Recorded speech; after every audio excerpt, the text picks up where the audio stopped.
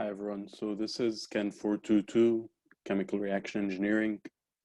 Week number 7. This week we'll be talking about design for parallel reactions. This is taken from Levenspiel, chapter 7. The slides and the chapter are posted on Blackboard for your reference. And there is no homework this week. However, if you have any missing assignments or you're falling behind on any of the previous homeworks, please submit them, that you can still get some points. And next week we'll have a homework covering both this topic and the topic of next week, which is series reactions. Okay, so schedule so far. This week we'll talk about parallel reactions, next week series reactions. We'll then start talking about the topic of temperature and pressure effects. And these three topics will constitute what's included in your exam number 2. Which will be in on November 3rd, which I think is week 11, right? So we're going to have a review week before the exam as well. So again, the topics are going to get, I guess, just a bit easier. However, it still requires some algebra, still requires problem solving, and you need to know the theory as well. So yeah, just don't try not to fall behind as we're getting through it. Okay, so let's recall, we talked previously about single and multiple reactions. You should all know this. Single reaction, just, A plus B, C plus D, one reaction, that's it. Parallel reactions where I have a reactant A, or maybe A plus B, and they give me two products at the same time, so A goes to R and A goes to S at the same time. Series reaction where I have A goes to R and then R reacts further to go to S. And then I have complex reactions where, A plus B goes to R and then A plus R goes to S, where I have, the product of one reaction reacts with one of the reactants to give me a different product. And this week, we'll be talking about parallel reactions, specifically when I have multiple products being formed, and how can I control the conditions, control maybe the reactor design to guide the system to produce the product I want, or, the product you're targeting from the system. This is very common in industry. And it's really a very simple manipulation when you think about it. Okay, so let's have a look at the design for parallel reactions. And the system we're considering here is reactant A going to R with a reaction rate constant K1, and this is my desired reaction. And then reactant A as well going to S with a reaction rate constant of K2, and this is the undesired reaction. And if I write my reaction rate, so the reaction rate of the rate of formation of R is equal to K1 multiplied by concentration of A to the power A1, whatever it is, whatever this order of reaction is. And then Rs, which is the rate of formation of S with time, is equal to K2 Ca to the power A2, which is the order of the second reaction, right? And these two reaction rates will really govern which product is formed more, which product is will have a higher concentration in your product, in a new product stream, right? And the design objectives are typically you want to maximize your desired product and you want to minimize your reactor size, as you'd expect. And we have the same assumptions as we did when we were deriving our performance equations. Constant density, epsilon equals 0, so there's no volume effects. Isothermal reactor as well, and the idea of using an isothermal reactor assumption is to make the derivation simpler for us. And most industrial applications, you want to have your temperature controlled. You don't want to have a huge fluctuation in temperature, and irreversible reactions as well. And the typical approach we use when designing parallel reactions is we use concentration instead of conversion. You have to remember this because, when we're using the performance equations in the previous chapters, we had a tendency to convert everything into XA or, XR or whatever it is, and do the algebraic manipulations or the mathematics in terms of X. However, when we're doing this type of manipulation, or in this chapter, designing for parallel reactions, we'll be using the concentrations instead of the conversions, and we usually eliminate the time variable by dividing the reaction rates involved. So in this case, I have R and S. I divide R for the first reaction, which is RR, divided by RS. And I get basically the dTs cancel out. So I get dCr over dCs is equal to K1 over K2 Ca to the A1 minus A2, right? And this ratio tells me the rate of or how fast reaction 1 goes relative to reaction 2 without really going into dt and having to deal with the time variable. Okay, so let's have a look at the first idea, which is we want to design for parallel reactions and we're looking at the product distribution. And again, the same idea, I have two reactions, A goes to R and A goes to S. My reaction rates, I have K1, Ca to the order A1, and the second reaction, K2, Ca to the order A2, whatever it is.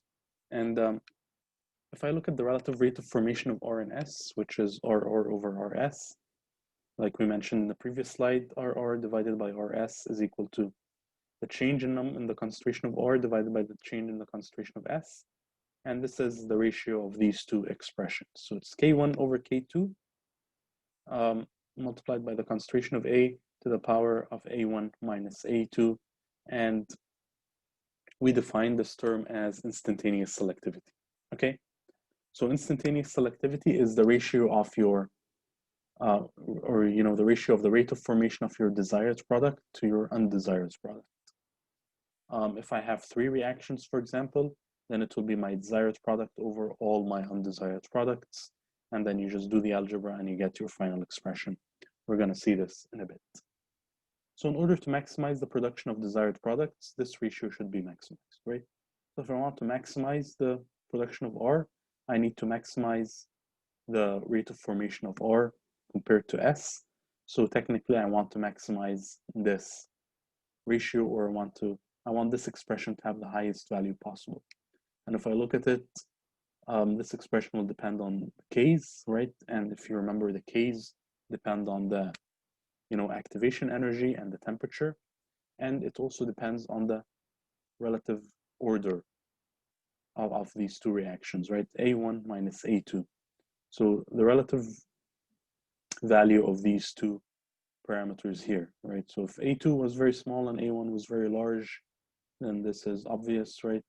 Then, if I increase Ca, this ratio will increase. However, if A1 is very small and A2 is very large, maybe I need to reduce Ca to maximize this ratio. And we're going to look at this. So we have three cases, or before talking about the cases, just to recall that K1 over K2 is equal to, your Arrhenius type expression, which is pre-exponential constant multiplied by your exponential parameter minus EA or E over RT. If I divide them, I get this expression, which is, your two pre-exponential constants multiplied by the exponential minus E1 minus E2 over RT. And as you can see here, it depends really on E1 and E2, the ratio of your activation, or, the relative value of your activation parameters, and the temperature as well will affect this ratio. And as well Ca, which is affected by your flow pattern, your recycle, etc. So in order to maximize this ratio, we have to look at a bunch of things. First one is, of course, the order A1 and A2. Second one is K1 and K2. How does this ratio change with temperature? And the third thing is the concentration, which is really dependent on your flow pattern, the type of reactor you use, the mixing pattern you use, etc. If you recall from your performance equation, Ca is really a function of the type of reactor, right? Okay, so let's have a look at the three cases. If I want to maximize selectivity, I have three cases depending on the relative value of this A1 and A2, right? Where A1 is the reaction order of the desired reaction, and A2 is the reaction order of the undesired reaction. So we can maximize selectivity by choosing the right reactor system, reactor type, arrangement, feed, etc. And let's look at our three cases. So for case number one, if A1 is larger than A2, so the reaction order of my desired reaction is larger than the reaction order of my undesired reaction, This means that A1 minus A2 will give me a positive number. Therefore, CA must be maintained as high as possible.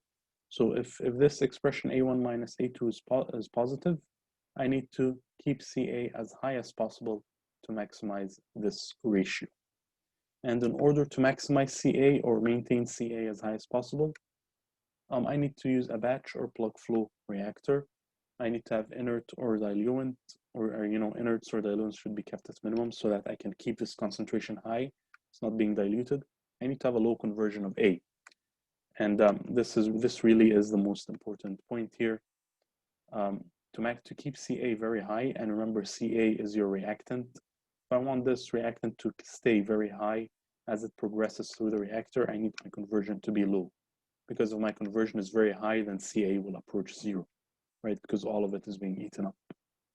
And you need to use a high pressure for a gas phase reaction. And this basically translates because, for a gas phase reaction, instead of using concentrations, we use partial pressures. So it's basically the same idea here.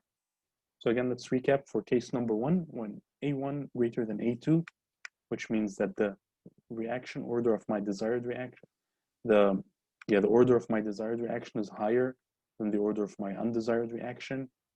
And this will result in A1 minus A2 being positive. So the power of CA here is positive.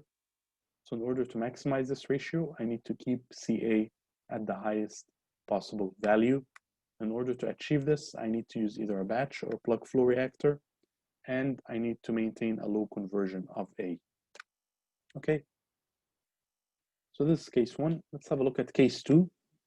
In case number 2, I have A1 is less than A2. And this means that the reaction order of my desired reaction is lower than the order of my undesired reaction, right? So the order here, A1, is smaller than the order here of A2. And if A1 is smaller than A2, then A1 minus A2 will give me a negative number.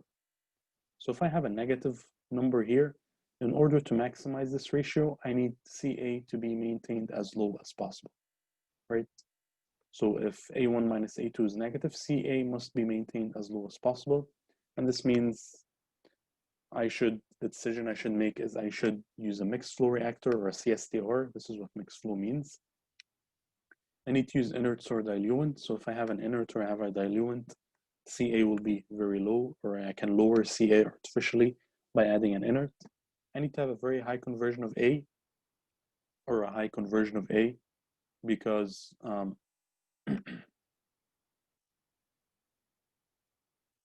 need to have a high conversion of A because as the conversion increases, CA will decrease because it's being eaten up to make the product.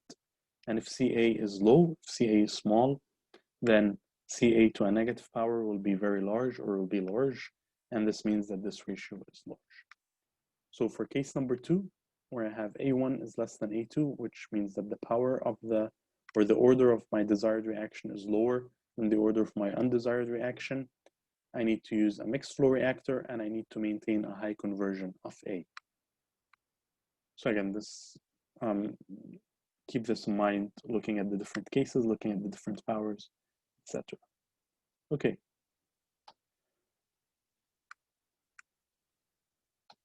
So then we have case 3. And case 3 is, what if both reactions have the same order, right? My desired and my undesired reactions, they both have the same order, A1 equals A2. In this case, the ratio here is just equivalent to K1 over K2 because CA will be to the power 0, right? CA of A1 minus A2 is equal to CA to the power 0, which is 1. So my selectivity is really dependent on the kinetics, or on these reaction rate constants. The flow pattern will not affect the selectivity, right? Because the selectivity is not a function of concentration. So any changes I try to make to the concentration, I increase the mixing, I use a different reactor type to change the concentration, will not affect my selectivity because it's just not a function of it mathematically. So since flow pattern does not affect selectivity, it makes sense to use a PFR to reduce a reactor size. If you recall from the previous slides, a PFR will always achieve the same conversion in a smaller volume compared to a CSTR or compared to a batch reactor. And in this case, since the flow pattern does not affect selectivity. I want to minimize my reactor size and minimize my cost. So I'm going to use a PFR. You can always use a catalyst to increase this ratio.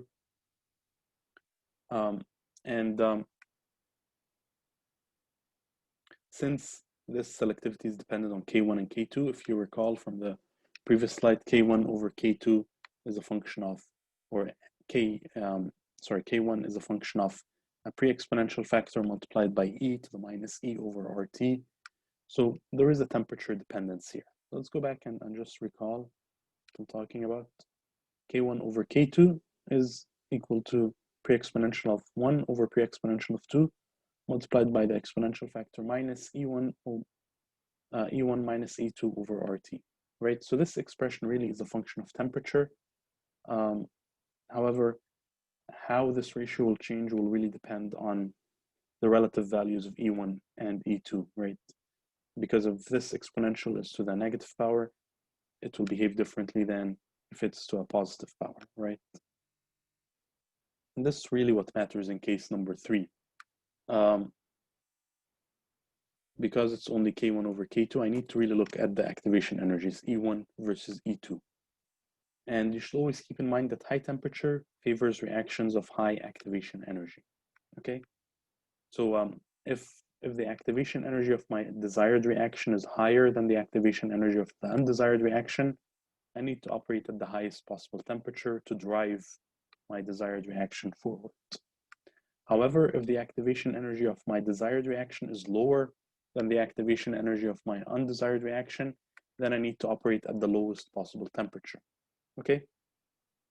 So for case number 3, keep this in mind that case number 3 does not depend on the flow pattern, so any reactor size you choose, you have to choose it with, you have to choose it in order to minimize your costs and minimize your reactor size. So in this case, we always use a PFR because a PFR will achieve the same thing at a smaller volume.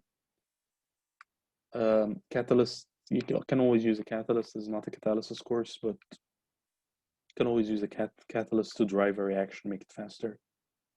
And this ratio here depends on temperature and also depends on the relative values of your activation energies. So, and always keep this in mind when talking about activation energies, when talking about reaction rate constants, that the higher temperature will always favor reactions at higher activation energies. Therefore, if my activation energy of my desired reactant is larger than the activation energy of the undesired reactant, I want to operate at the highest possible temperature. However, if the activation energy of my desired reaction is lower than the activation energy of my undesired reaction, I want to operate at the lowest possible temperature. Okay.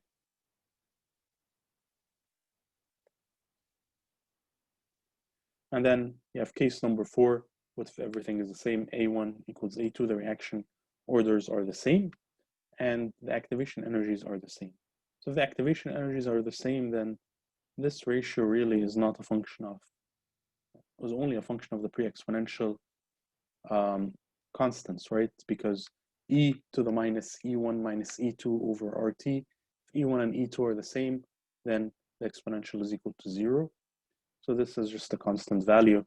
And in this case, the selectivity is constant, and it just becomes a single reaction design problem where, your selectivity does not depend on your reaction rate, it does not depend on your temperature. It will always be constant. And in this case, you just look at your performance equations, look at your residence times, design your reactor to achieve your maximum conversion and the smallest volume, and this becomes just a single reaction design problem, which we discussed earlier. Okay, so now let's, after talking about these cases for the parallel reaction, let's simply talk about contacting patterns for batch or semi-batch reactors.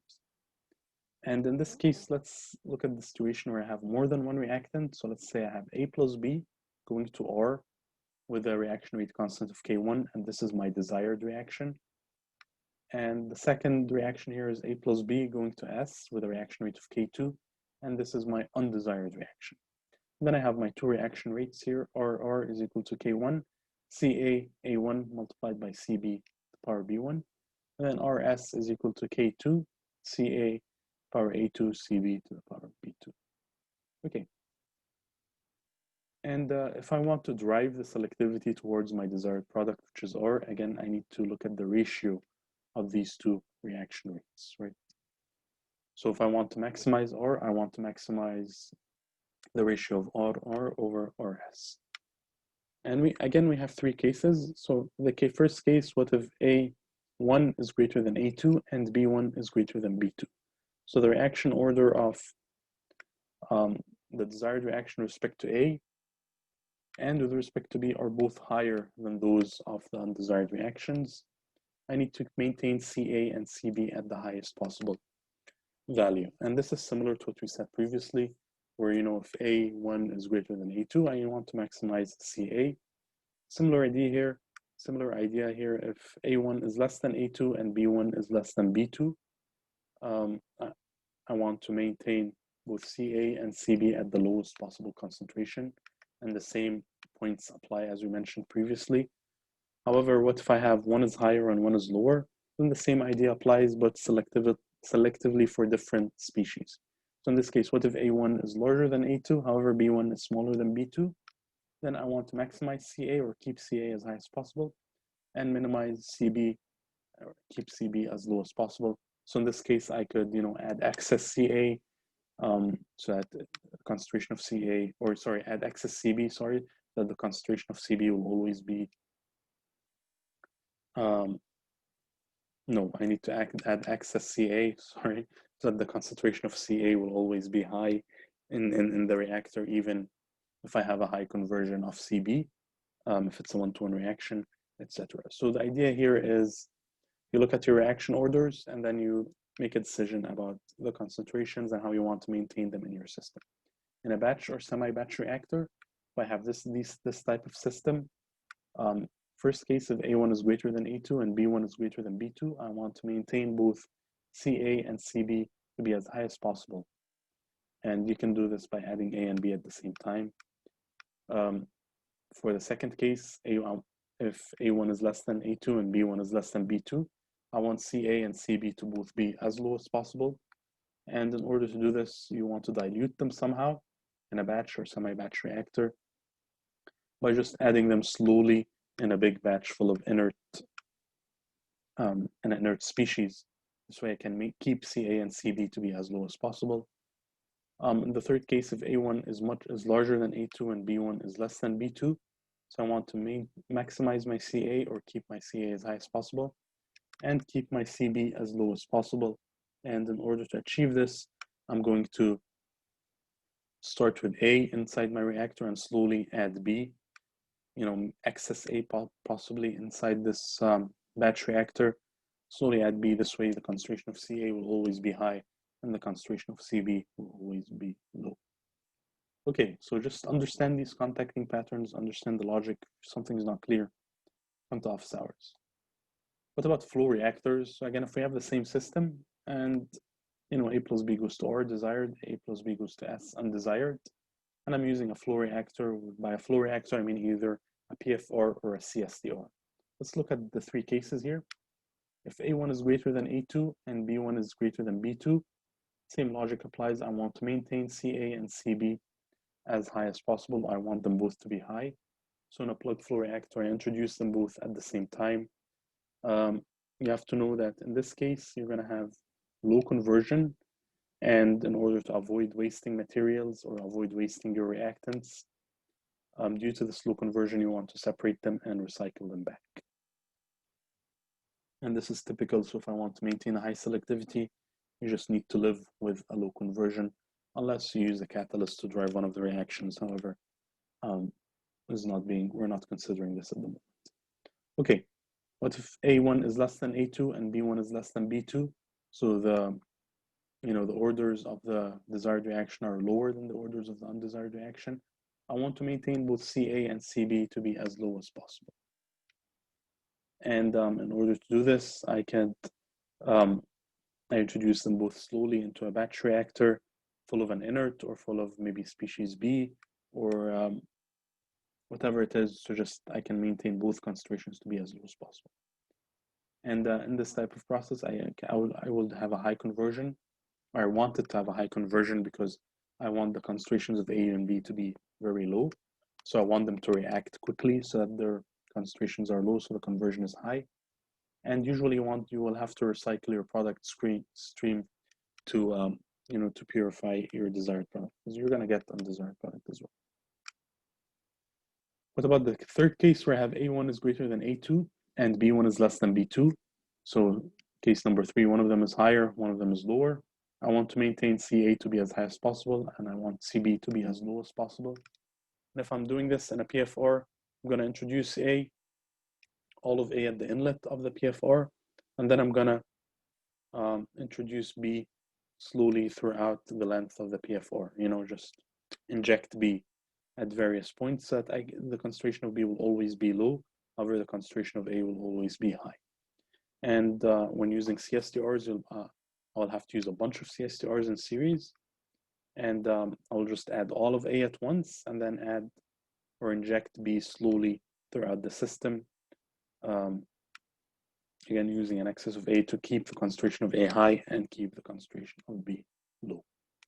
So these are the contacting patterns for flow reactors for PFRs and CSTRs. Again, just understand the different operating methods for flow reactors and for batch and semi-batch reactors. Okay. So now let's introduce a new concept. It's called fractional yield.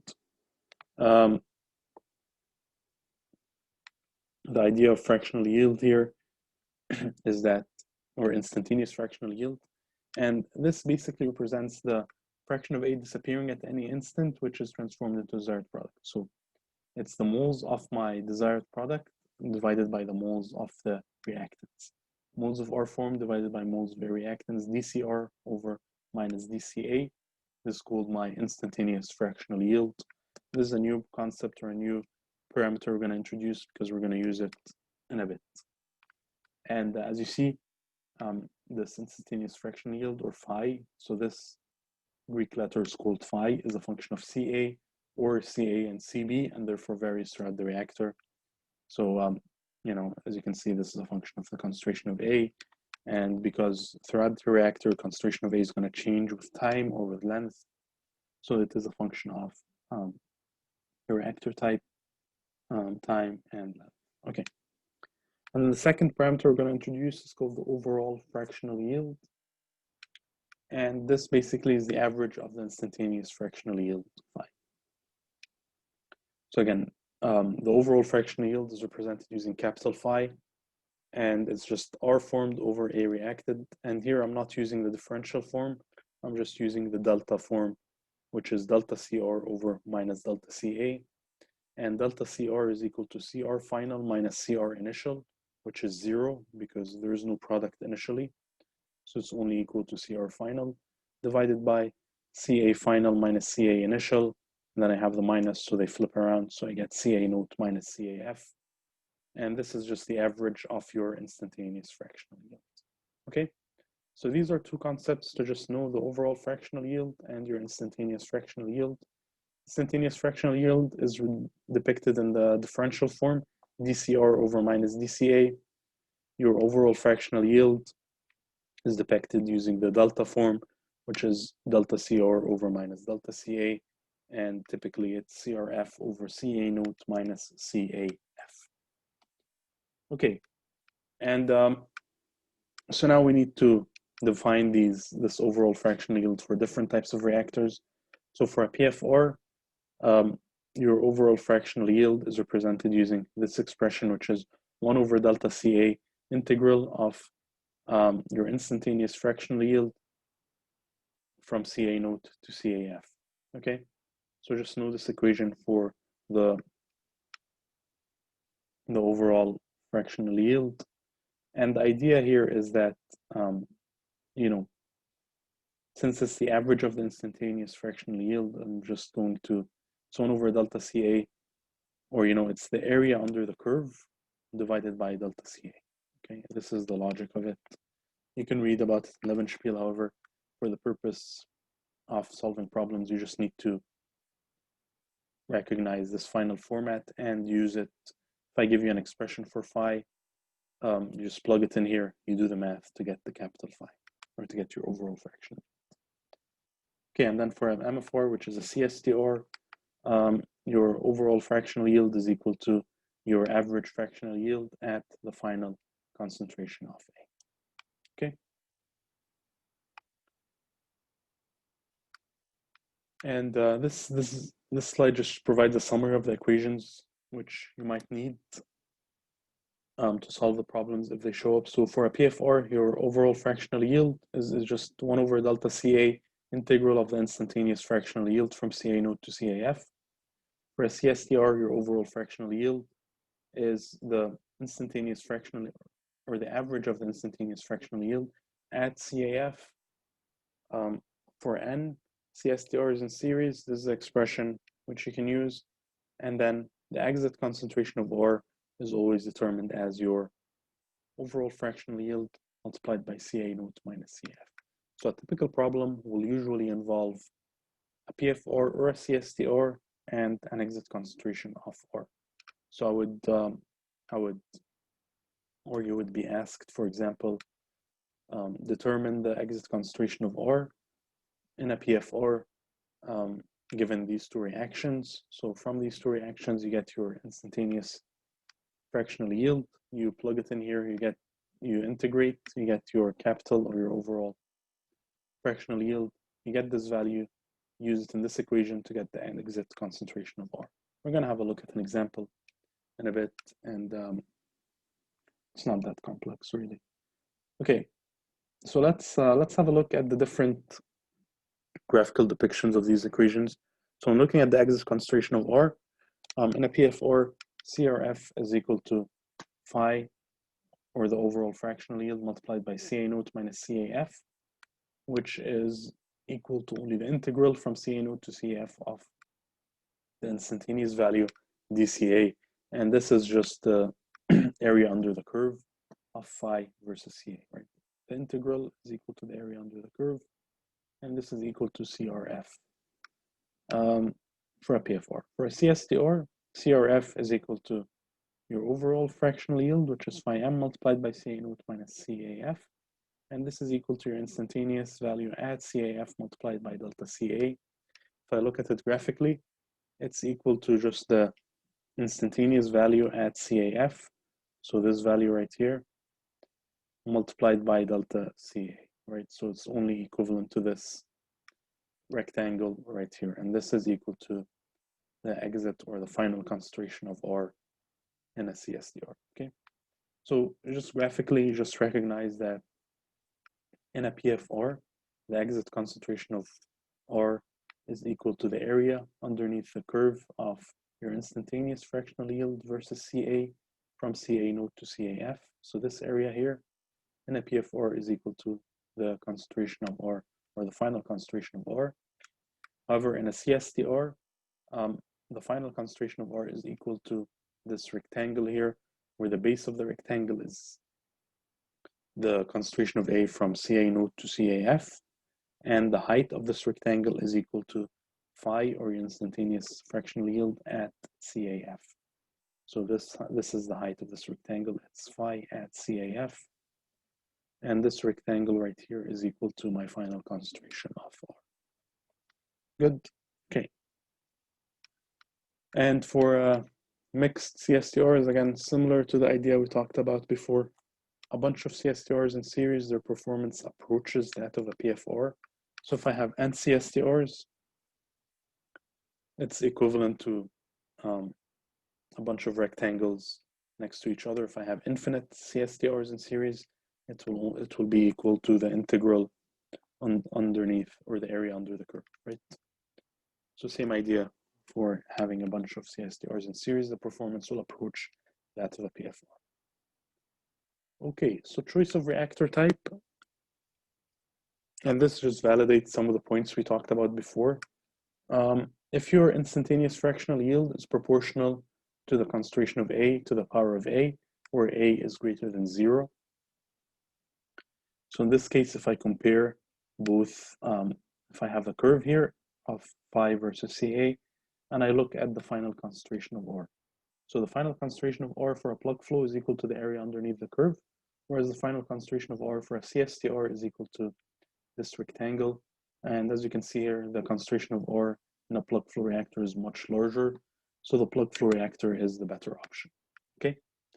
And this is basically case number one. So for case number one, so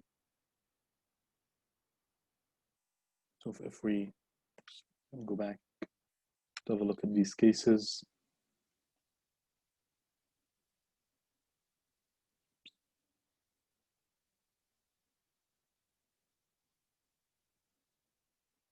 So for case number one, where A1 is greater than A2, batch or plug flow reactor, basically a plug flow reactor for a continuous system, plug flow reactor is a better option.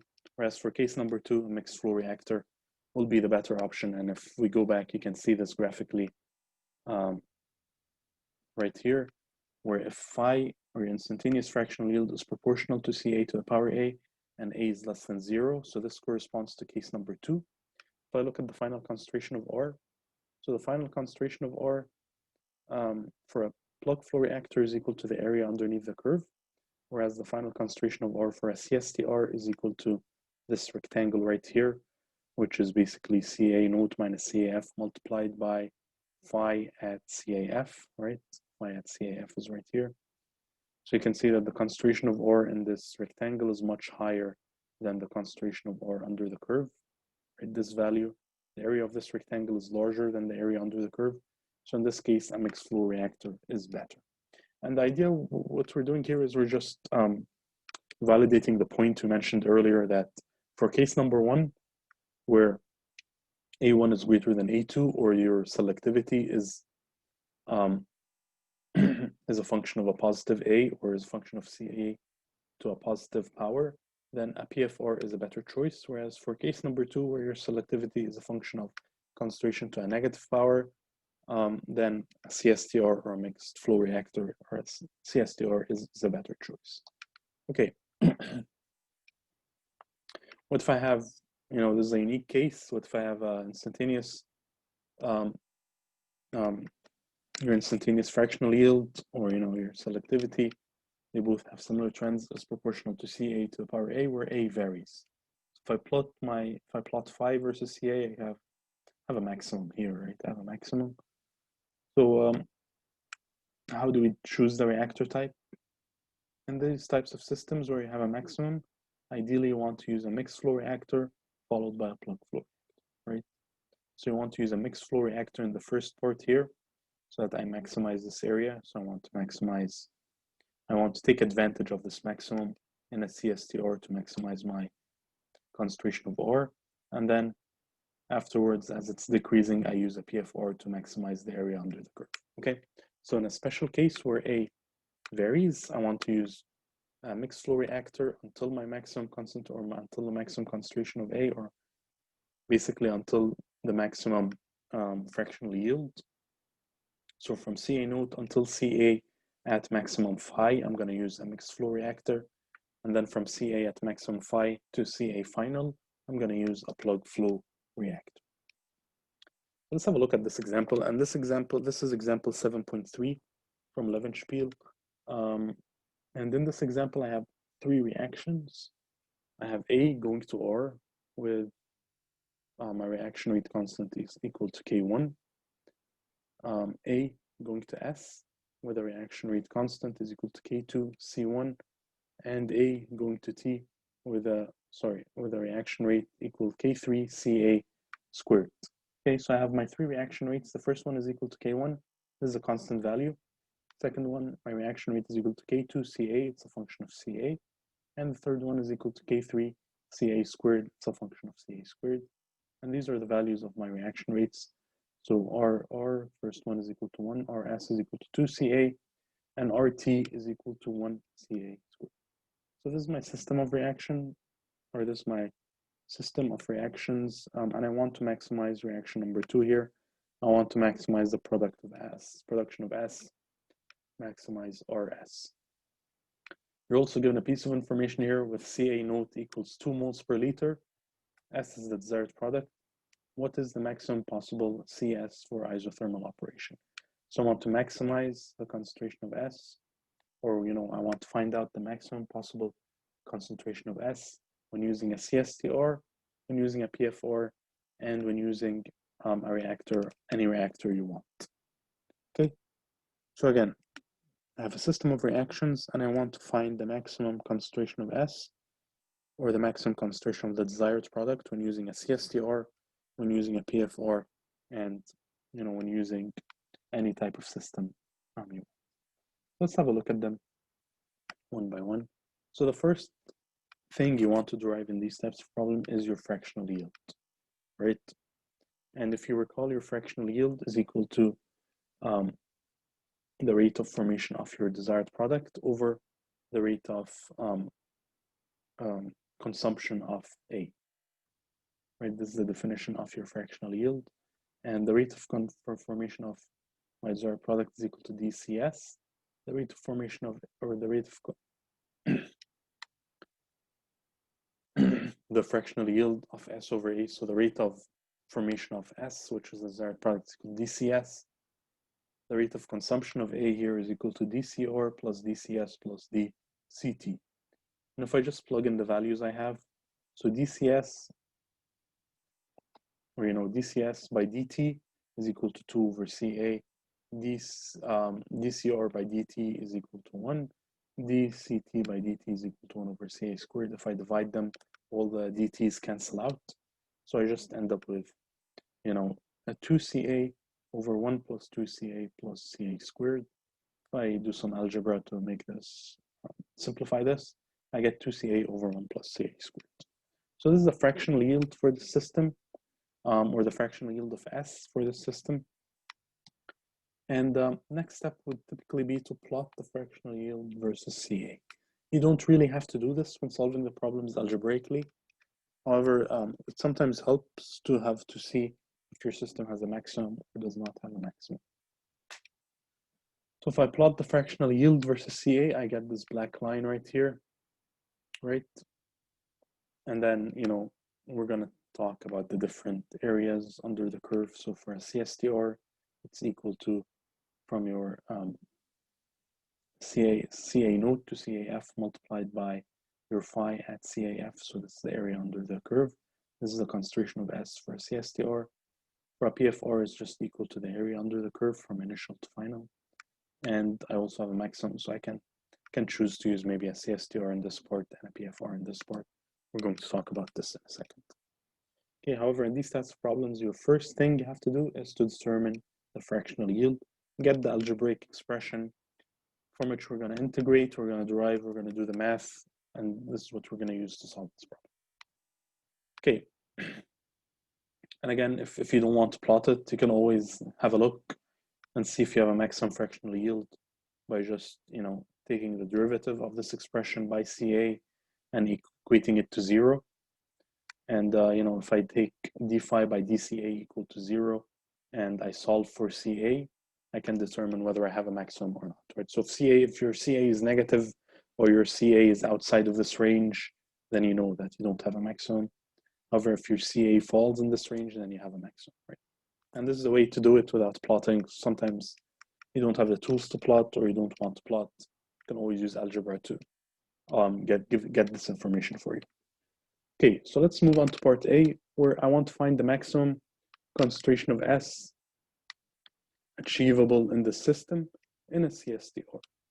Okay, so when using a CSTR, recall that the concentration of S is equal to your instantaneous fractional yield multiplied by minus delta CA.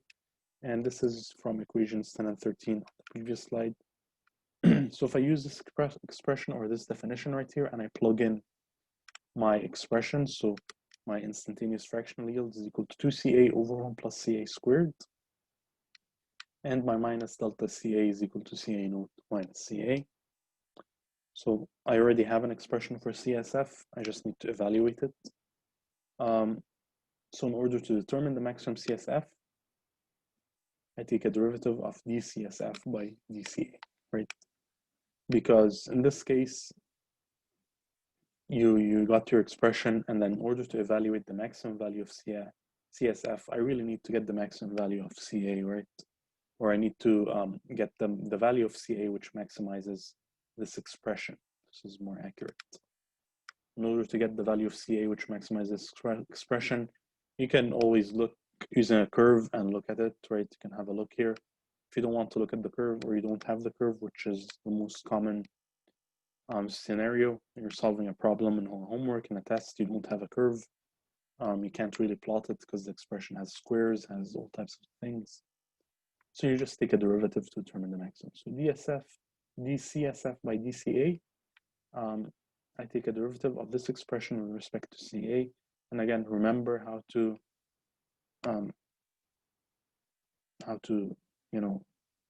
derive ratios and how to derive products.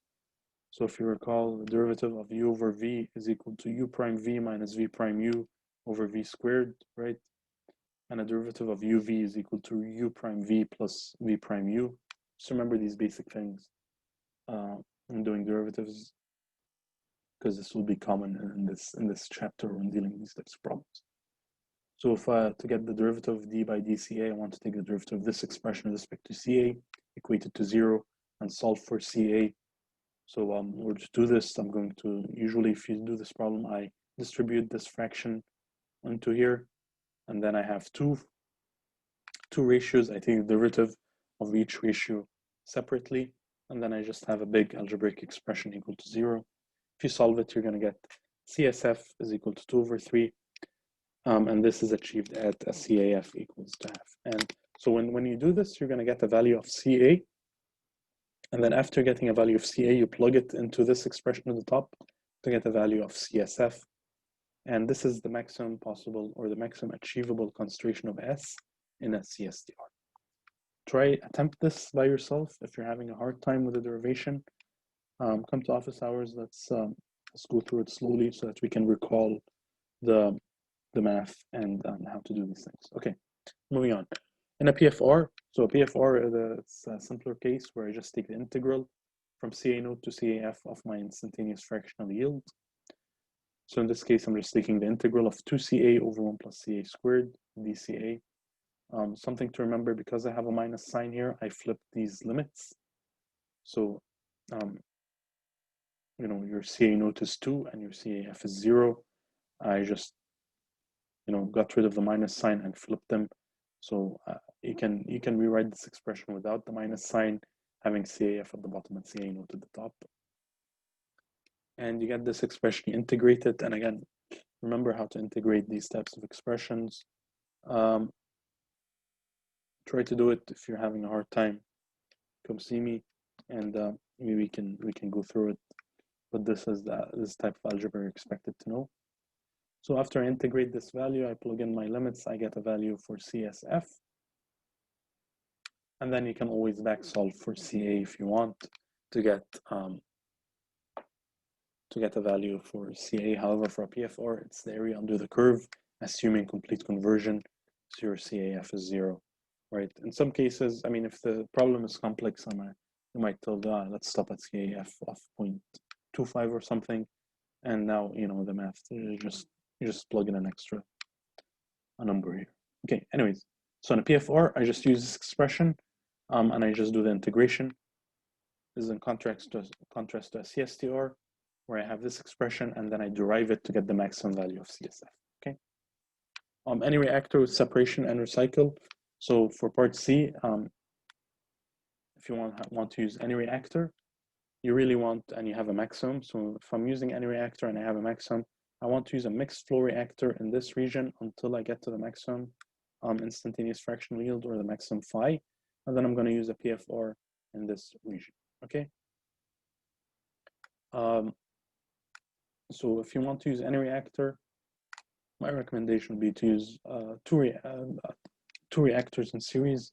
First one is a CSTR until I get to a concentration of A, and the second one is a PFR to complete the reaction or completely consume A to 0. Right.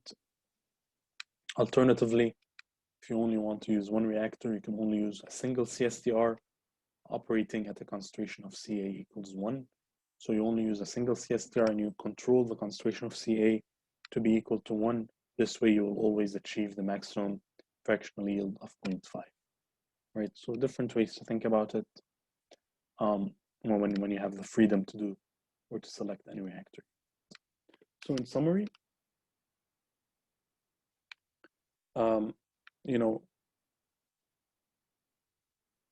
the moles of S formed over the moles of A fed is equal to 0.33 when using a CSTR, is equal to 0.43 when using a PFR, and it's equal to 0.5 when using MFR with separation and recycle. And then you can make a comparison to decide which one is the best option. Read this example from your 11th book. Also read example 7.4. It's a good example. 7.1 and 7.2 are simpler ones, so you can always read them to get an idea as well. Okay. So now let's summarize the important parts of this chapter, or the parts you need to remember. So if you have a bunch of parallel reactions, what choices should you make when selecting the reactor? Or, what choices should you make in general? Temperature, should you play around with temperature, play around with the concentration, play around with the reactor type? And let's have a look at the system of reactions in which C is desired and D is undesired. So in this case, I have A plus B going to C. This is my first reaction with a reaction rate of R, 1. And A plus B going to D, second reaction with a reaction rate of R2. And I want to maximize C relative to D. And this is what we talked about earlier. You want to write your reaction rates, and then you want to divide them by each other to get a ratio. And the idea here is I want to maximize this ratio, right? And this is case number 3 here, where what if the orders of the first reaction and second reaction are identical, so they cancel out. So the ratio here is not a function of concentration at all. However, it's a function of K1 over K2. And the activation energy of the first reaction is higher than the activation energy of the second reaction. And in order to derive a reaction with a high activation energy, I need to increase the temperature. So in this case, where your ratio is not a function of concentration and the activation energy of the desired reaction is higher than that of the undesired reaction, you want to maximize your temperature. You want to keep Ca and Cb high so that you minimize your reactor volume, right? And the decision to make is a PFR, right? So try to remember them, maybe summarize all of these cases and the decisions which reactor to use on a small sheet, so that you get the idea. However, if you think through it logically, you'll always reach the same conclusion. So this is, let's look at a case here. What if I have, the first reaction is K1Ca squared Cb, and the second reaction is K2Ca Cb. So R1 over 2 over R2 is equal to K1 over K2 multiplied by Ca, and the rest of them cancel out. So in this case, I can see that my ratio is a function of concentration. However, I also have K1 and K2. So I always need to maintain Ca to be as high as possible to keep this ratio high, right? Because it's a function of Ca. And you should also use a PFR, right? And this is case number 1. As we said, for case number 1, for a continuous system, use a PFR. However, you should also, or another recommendation you could always make is you could always make a recommendation based on temperature by looking at K1 and K2, right? So if I look at K1 and K2 here and the activation energy is 1 is less than the activation energy of 2, then I want to keep my temperature low to keep this ratio as high as possible. Okay, so when choosing a reactor, divide your reaction rates, look at the dependence on concentration, and look at the dependence on temperature. For the dependence on concentration, you need to look at the power of the concentration. If the power of the concentration is positive, I want to keep this concentration as high as possible. If the power of the concentration is negative, I need to keep this concentration as low as possible. Okay, if the power is positive, I need to use a PFR with a low conversion. If the power is negative, I want to use a CSTR with a high conversion. And for K1 over K2, if the activation energy of K1 is higher than the activation energy of K2, I want to operate at high temperature. If the activation energy of K1 is lower than the activation energy of K2, I want to operate at lower temperature. So keep this in mind always when making these decisions. And then finally, what if the reaction rates expressions look like this, where R1 is equal to K1 Ca squared Cb, and R2 is equal to K2 Ca Cb squared. So if I get the ratio, I get Ca at the top and Cb at the bottom. And here the same logic applies. So I want a system where I want to maximize the concentration of Ca. I want to minimize the concentration of Cb, right? So I want to have high Ca, and you can do this by having excess A, low Cb. So you can have, in order to achieve a low concentration of B, you can use a CSTR with a high conversion of for B, or you can use a batch reactor where I'm slowly adding B, or I can use a PFR where I have small injections of B into the side. This way I can maintain concentration of B to be as low as possible. And with regards to K1 and K2, I look at the activation energies. So in this case, activation energy of 1 is higher than the activation energy of 2, so I want to maintain my temperature to be as high as possible. Okay, so this is the logic we use when making decisions about the system to use, about how to control the concentrations, and about selecting the temperatures in order to maximize the selectivity and the yield of a desired product compared to an undesired product in a parallel system of reactions. Okay, so this is chapter 7. Read the slides, go over Levenspiel, go over the examples in Levenspiel. They have a lot of good, they make a lot of good points. And then there's no homework this week. Next week we'll have a homework covering this, and then as well as covering the series reactions as well. Okay, thank you very much. If you have any questions, of course, come to office hours. Please send me an email. Don't hesitate to reach out. And yeah, so thank you very much.